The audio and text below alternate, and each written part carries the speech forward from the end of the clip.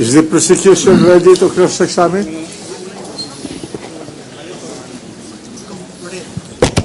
Yes, Your Honor, we're ready to start with our cross. But may we make an announcement, a manifestation that because of the lengthy direct examination and numerous documents presented through our good mayor, we might not be able to wind up our cross, and we would need a reasonable time to go over them for further and more intelligent cross-examination, Your Honor. Yeah, well, But we can start now, Your Honor. You can continue your cross-examination.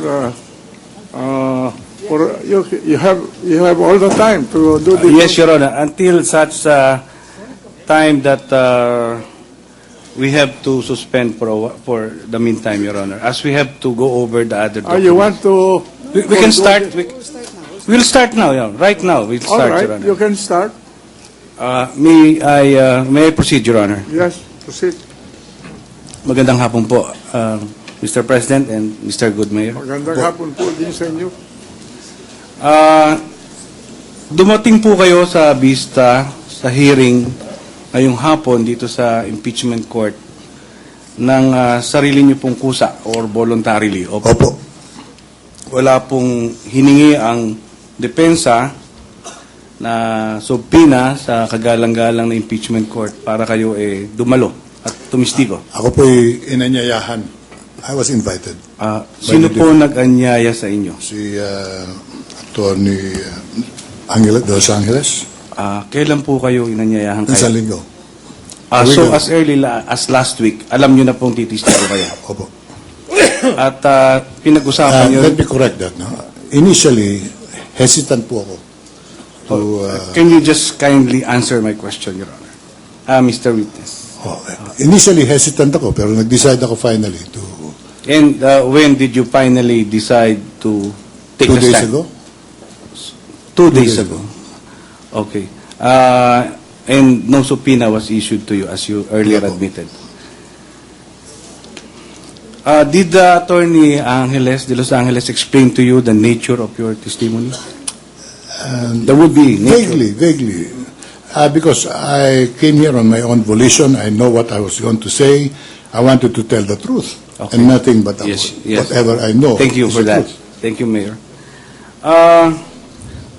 Sabi niyo po, dahil sa pangangailangan ng siyudad ng Maynila sa lugar na paglilipatan ng mga stallholders, naghanap kayo ng lugar. Opo. Nung una, iniisip nyo na by way of expropriation, di ho ba? Tama po yun. At sabi nyo, nagpahanap kayo sa mga staff nyo? Tama po yun.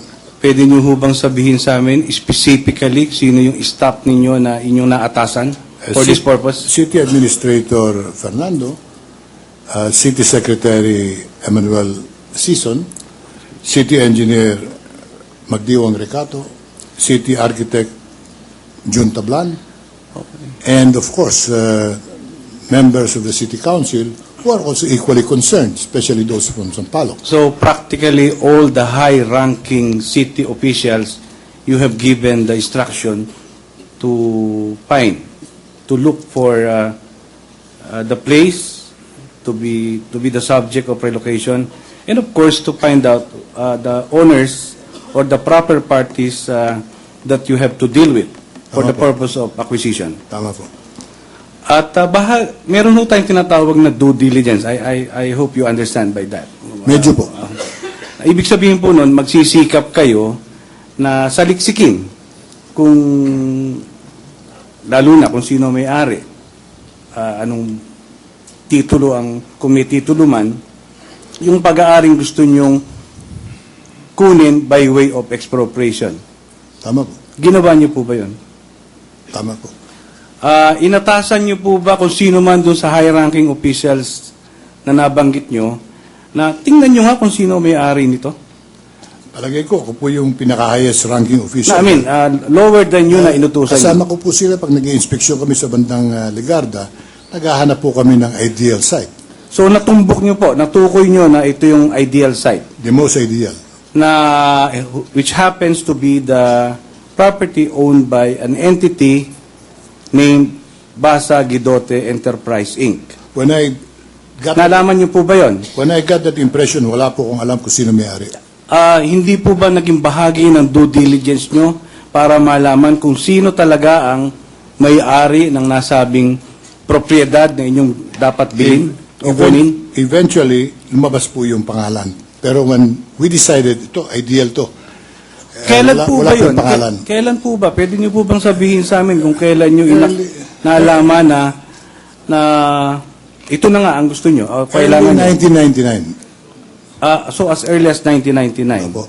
Kailan nyo po naalaman naman sa pagsasaliksik at sa pag-exercise ng due diligence ng inyong mga matataas na tauhan na ang may-ari pala nito isang korporasyon na nagngangalang Basa Guidote?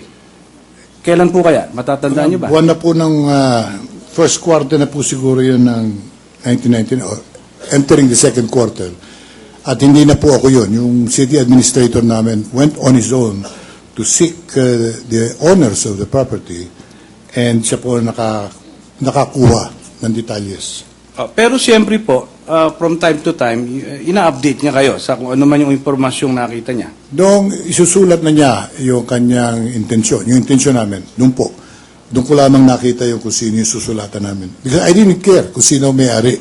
Importante yung lupa, kailangan. Wala po tayong quarrel doon kung sino yung dapat pagmayari na dapat yung malaman. Ano nga po ulit ang petsa nung unang sulat na pinadala ng tao nyo? Palagay ko Mayo eh. Mayo. Pwede ho bang mahiram yung kopya ng unang sulat? Ito ho ba yung May 13, 1999? Yan po, yan po. Na minarkahan nyo bilang Exhibit 226, Mr. Defense Counsel? Ito ho ba yun?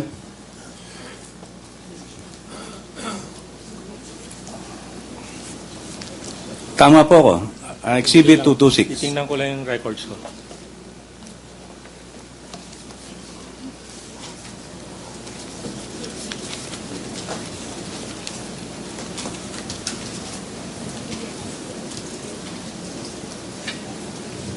Yes. At sa mga tweet, nalaman nyo na ang nagmimay-ari pala nito, by that time, May 30, 1999, na ang sinasabi niyong administrator, ayon sa sulat nyo mismo, isang Miss Cristina Corona. Tama po ba ako, Mayor? Yun po ang nakalagay sa sulat. At ito po yung mismong sulat na pinadala ni City Administrator Antonio A. Fernando. Tama po. Bago po ba padala ito, nakita nyo na to? O Yung sulat. yung sulat? Kinonsulta ho ba ito sa inyo? Yung sulat kinonsulta sa akin. So nakita nyo po ito bago Yung padala? sulat. Oo. Nalaman nyo po ba kung paano pinadala to sa Hindi ko po alam. addressee?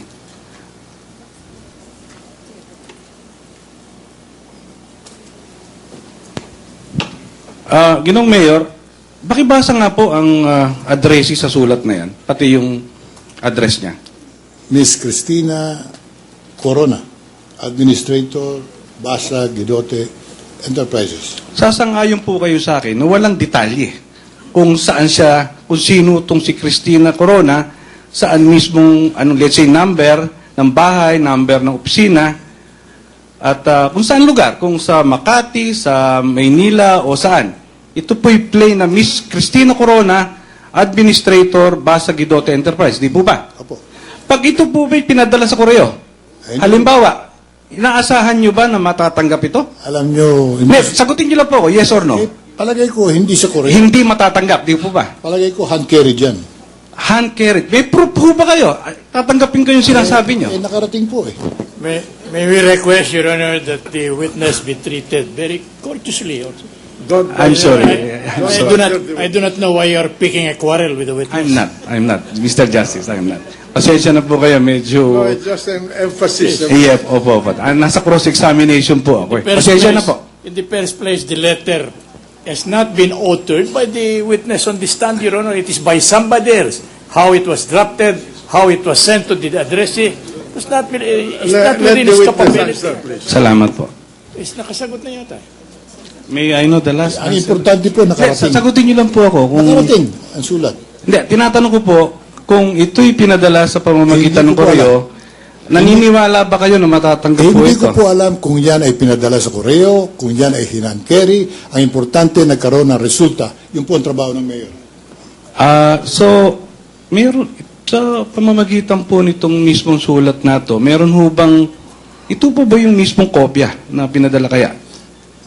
Yan po ang lumalabas na kopya at wala naman ako nakita ng ibang kopya. Sasang-ayon po ba kayo sa akin na sa pagbasa, sa ordinaryong pagbasa ng sulat, sinasabi niyong sulat na ito na May 13, wala pong nakalagay rito kung paano niyo sinasabing natanggap to.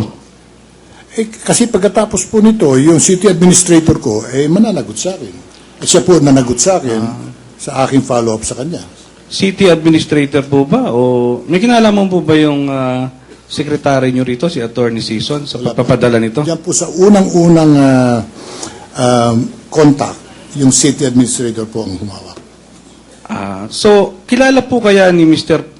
City Administrator Fernando si Ginang Cristina Corona para sinasabi niyo kanina na baka hand-carried or personal service ito? Palagay ko hindi ko masasagot yan sapagkat kung alam niya, di dapat nasabi na niya agad sa akin.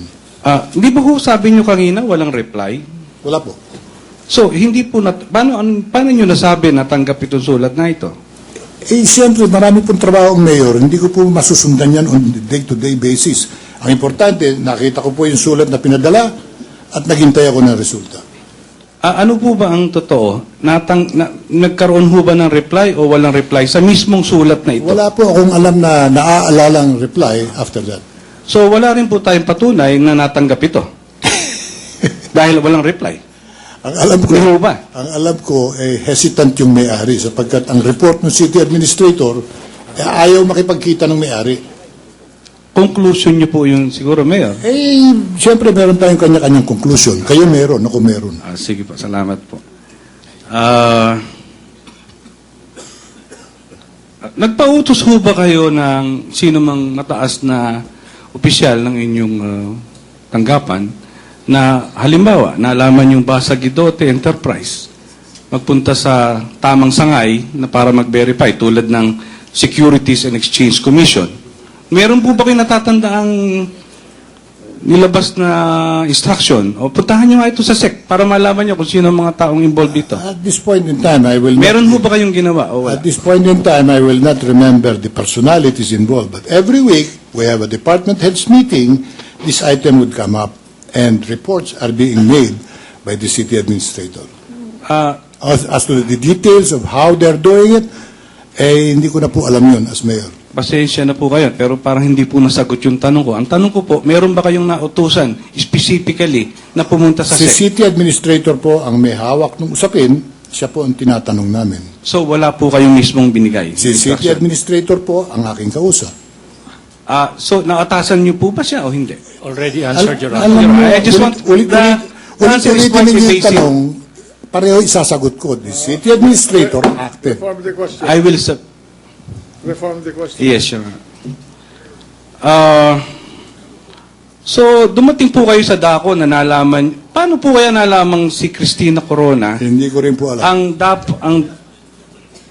I'm not competent to answer paano niya nalaman. Ang importante, nalaman mo. Yun ang importante sa Hindi akin. po, ang sinasabi ko po, Mayor, pakiunawa lang po yung tanong ko. Kasi lumalabas po sa sulat na lumabas sa Office of the City Administrator ninyo na ito po'y dapat padala kay Cristina Corona.